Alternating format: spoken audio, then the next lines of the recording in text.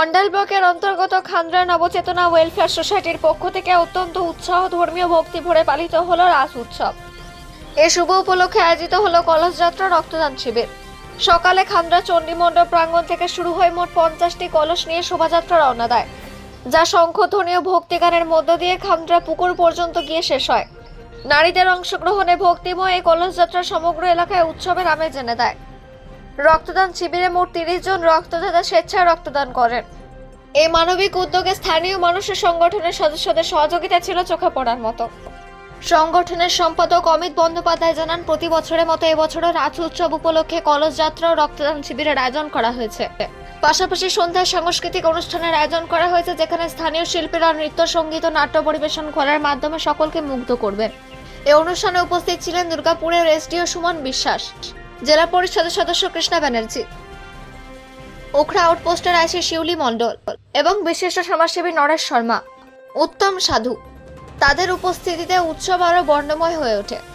অন্ডাল থেকে জিৎ মিশ্রা, রিপোর্ট নিউজে।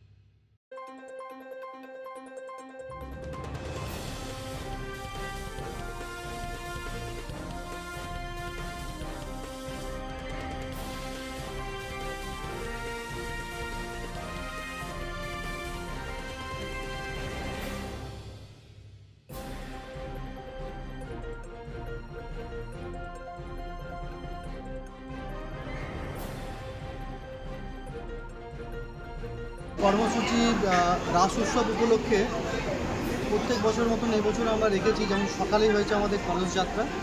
কলস যাত্রার মাধ্যমে আমাদের রাস উৎসবের উদ্বোধন করা হয়েছে।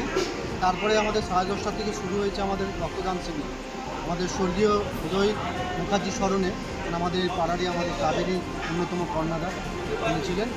তার উদ্দেশ্যে আমাদের এই রক্তদান শিবির আমাদের চলে আসছে। ইতিমধ্যে আমাদের প্রায় 30 জনের মতন রক্তদান করেছেন, আরও 10-15 জনের মতন রয়েছেন।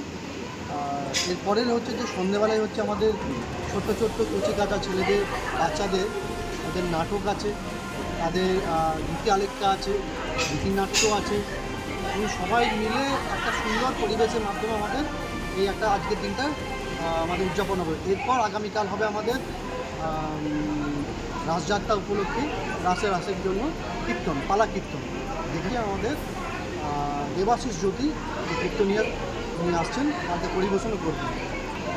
হ্যাঁ, কলস যাত্রা আমাদের চণ্ডী মণ্ডপ থেকে আমরা যেখানে আমাদের গোপালপুকুর ঘাট হয়, সেখান থেকে আমাদের প্রত্যেকটা পুজোতে আমরা ওইখান থেকেই আমরা কলস যাত্রা করি বা দোলা আনি, সেখান থেকেই আনা হয়েছে।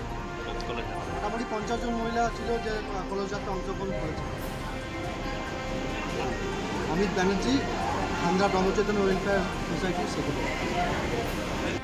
6 তারিখ পড়ছে, সেখানে হচ্ছে যে আমাদের অন্যতম নাট্যকার, আমাদের পশ্চিমবাংলা এবং ভারতবর্ষের যে মনোজ মিত্র রচিত দম্পতি আমাদের এখানে মঞ্চস্থ হবে। তো এখানে সবাইকে আহ্বান করি আমরা। ধন্যবাদ।